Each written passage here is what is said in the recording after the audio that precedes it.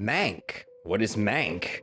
Or who is Mank, rather? Mank is Herman J Mankiewicz, the screenwriter behind Citizen Kane. Though he shares its credit with Orson Welles, this is a big part of the film, but we'll get into that later. David Fincher's latest film, written by his late father Jack Fincher, is a character study of an alcoholic screenwriter played by Gary Oldman, but it's also a look into the struggles behind the creative process and a critique of MGM and the nature of the Hollywood studio system. This is a business where the buyer gets nothing for his money but a memory. What he bought still belongs to the man who sold it. David Fincher has been trying to get this film made since 1997, and here's a pretty telling quote as to why it's taken so long. Unless you're making a tentpole movie that has a Happy Meal component to it, no one's interested. It would be hilarious to see a Happy Meal toy of an alcoholic screenwriter. David Fincher's latest film is beautifully choreographed and shot. Gary Oldman's acting is great, though I wouldn't expect any less. He gets a lot of opportunities to do some really fine drunk acting. I'd sneak aboard an Albuquerque and climb into your compartment naked. The supporting cast is all good too. Charles Dance, or you may know him as Tywin Lannister, as William Randolph Hearst, is another highlight. I liked Amanda Seyfried as Marion Davies as well. Seyfried? I don't know how to say that. It's pronounced Amanda Seyfried. Apparently, Fincher had to shoot one of her scenes over the course of 5 days to get it just right. This is kind of expected as Fincher is a known perfectionist. Even Gary Oldman had to shoot one scene 100 times. Doesn't that sound fun? The story is edited into a dense and labyrinthine look into the political machinations of Hollywood's golden age, though it takes enough liberties with the history of its characters to weaken the meaning that the film is going for. I still think it's a great film, especially from a technical standpoint. This film is shot entirely in black and white, and many of its characters are based on real actors, producers, and directors of the 1930s and 40s. There are other screenwriters here like Charles Lederer and Herman's brother Joe Mankiewicz. Apparently Greta Garbo, Betty Davis, Joan Crawford, Charlie Chaplin, Clark Gable, and Joseph von Sternberg are all in there somewhere. Though good luck spotting them all, cause I couldn't. One's enjoyment of this film doesn't necessarily rely on having knowledge of Citizen Kane or William Randolph Hearst, though it might be more enjoyable if you have some interest in classic Hollywood. Also, I think some people will find this movie incredibly boring because it's in black and white, and it's the story of a guy writing a screenplay. Movies about making movies are way overdone at this point, though Fellini's 8.5 is still one of my all-time favorites. It helps that this isn't some nostalgic glamorization of Hollywood days gone by. It's more of a critique into the political games that surround filmmaking. It's also a film that demands close attention be paid, as the scenes are constantly jumping around in time with a screenplay-style title telling the audience what year the scenes are occurring in. The sound design intentionally muffles voices and sound effects to make it sound like an old film. Fincher isn't afraid to completely obscure the faces of his actors in heavy shadows for the sake of the scene either. The musical score by Trent Reznor and Atticus Ross, who have been working on Fincher movies for a while now, is wonderful, and it's unlike anything they've done before. It utilizes jazz and classical music to make a score that feels straight out of Hollywood's golden era. We also get one of those classic Hollywood drunk montage scenes. Those are always a lot of fun. There will be some light spoilers for the film, but I'm in no way going to break down every scene in detail. There was a time when it would have been unlikely to not know about William Randolph Hearst. He was one of the wealthiest and most influential men in America. He began as an idealist and a populist, though throughout his career, his newspapers became purveyors of yellow journalism, news that is sensationalized and exaggerated, essentially functioning as propaganda.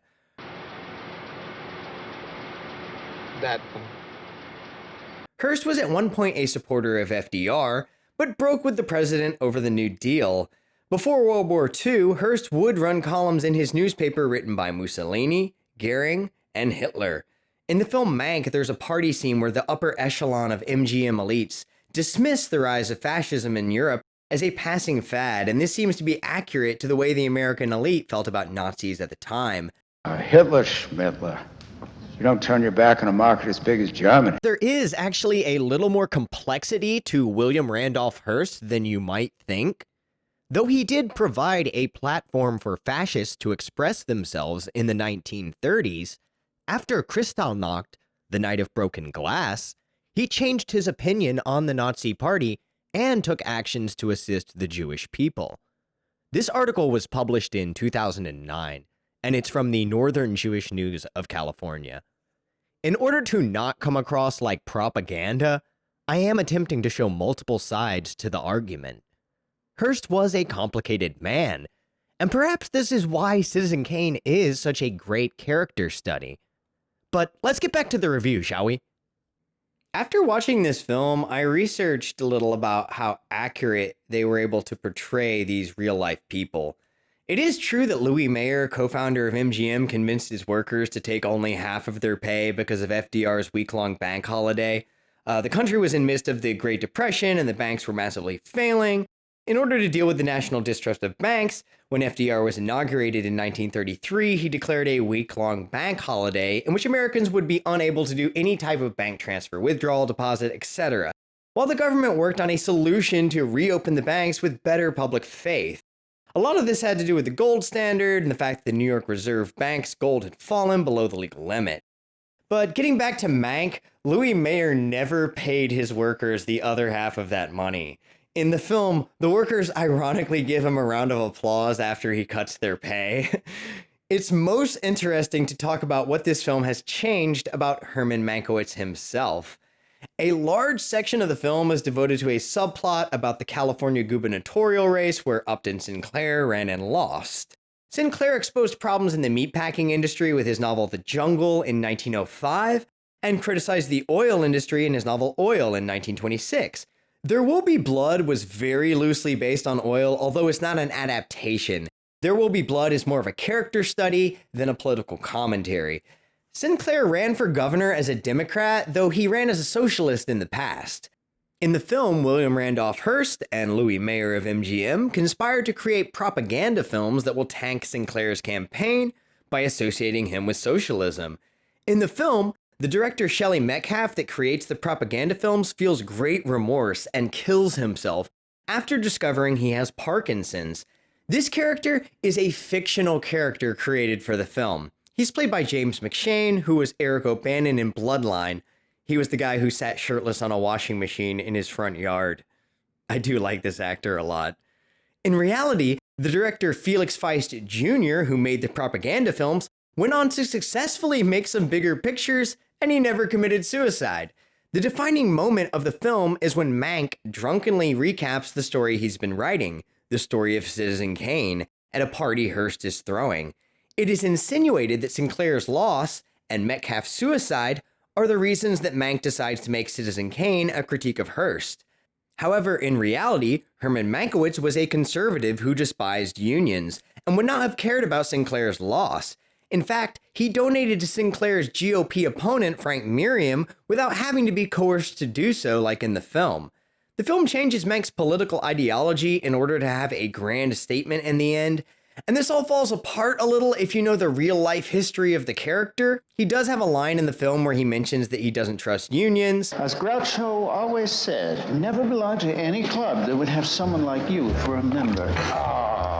And this contrasts with the final scene where he reveals the screenplay he has been writing is a takedown of Hearst. I'm Charles Foster Kane. Whatever you want, just name it and it's yours. But you gotta love me. I'm not sorry. Who, like Charles Foster Kane, began as an idealist supporting the workers and ended up as a tycoon who controlled public opinion and was more interested in supporting big business. Mank did, in fact, help refugees escape from fascism in the 1930s, as the film suggests, but he didn't save a whole village. As to the authorship of Citizen Kane, Orson Welles maintained that he wrote his own screenplay while Mankiewicz was writing his, and that he merged the two screenplays together for the final film. There is no evidence that this is true, and it's more likely that Welles changed Mank's screenplay after receiving it, or even came up with new ideas on set. David Fincher has stated that his father's original screenplay for the film was even more critical of Orson Welles, making him into sort of a villain. Who's producing this picture, directing it, starring in it?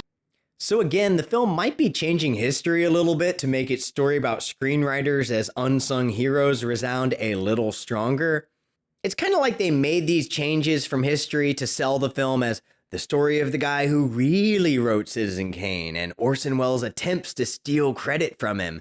And I'm not sure the real story is quite that simple.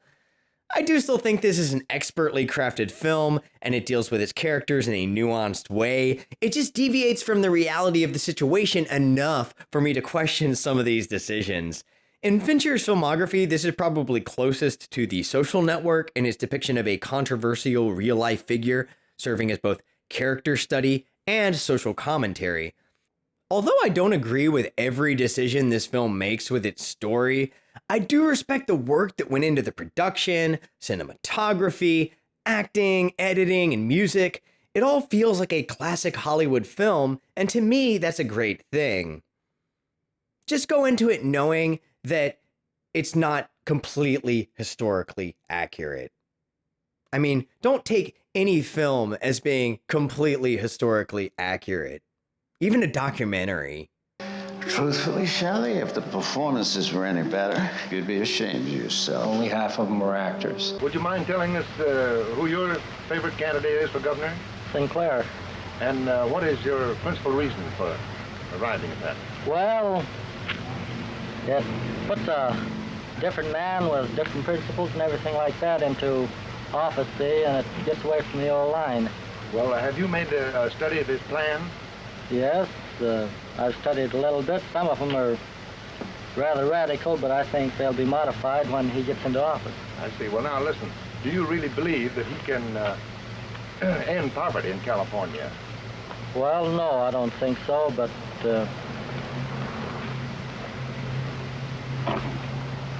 well, I don't know what to say about that. Mr. Duncan, would you mind telling us how you intend to vote for governor next month? Aye, sure. I'm going to vote for Upton St. Clair. I see. And I will sell it to the house top. I have Upton St. Clair in mind, but his plans are so far ahead of the times that I am doubtful as to whether it would be right for me to vote that way. I want Marion because I want a job. If you drive all the capital out of the country, who's going to pay us? So you think Miriam would be safest for all of us? Absolutely. It's no time to trade horses in the middle of a stream. I'm going to vote for Miriam because I want a job. I'm to drive all the capital out of the country. Who's going to pay us? And you think then that Miriam would be the safest for us all? Absolutely. There's no time to trade horses in the middle of the stream. Thank you very much, Mr. Work. I'm sure that I'm going to vote for Mr. Sinclair. You must have a good reason to vote for Mr. Sinclair. Well, Mr. Sinclair got something new. He got that epic plan. And I feel as though it's time we should try something new out again. Mr. Butler, are you going to vote in the coming election? I certainly am. Just who do you wish to vote for, Mr. Butler? I'm sure that I'm going to vote for Mr. Sinclair. You must have a good reason for voting for Mr. Sinclair? Well, Mr. Sinclair have something new, that new epic plan. I think it's time that we should try something new out again. And you think the epic plan will work? I don't know, but I'm willing to take a chance on it. Marion will support all the foundations and principles that this country has stood for in the past 150 years. I'm going to vote for Frank Merriam for governor for the reason that he is for democracy rather than socialism. And he won't involve us in any dangerous experiment. Thank you very much, Mr. Johnson. Mr. Duffy, what's your opinion on this thing? Why, being in the real estate business, I believe Merriam to be the ideal man, and I'd like to stay in the real estate business. And if Mr. Sinclair gets in, I'm afraid there'll be no real estate business. Well, that man's a socialist. I don't know much about politics, but I do know this. If Upton Sinclair wins this election, private ownership in California won't amount to a hill of beans. Oh, I've never been very excited about elections before, but Sinclair's attitude towards so many of our institutions that I consider sacred don't quite agree with mine. So I've decided to use all the influence I have to put Governor Merriman back in office. Well, we need complete rejuvenation of our system. So I go for Comrade Upton. It system work in Russia, why not here? I've selected Upton St. Clair. And you probably have some good reason for having selected him. Will you tell us that? Well, for the first reason, we need a complete rejuvenation of our governmental system, and that's the main reason. It's got that raw newsreel feel, hasn't it? But it isn't news, and it isn't real. We have only one star. That is Leo the Lion. Never forget that. Many stars have, and now they twinkle elsewhere.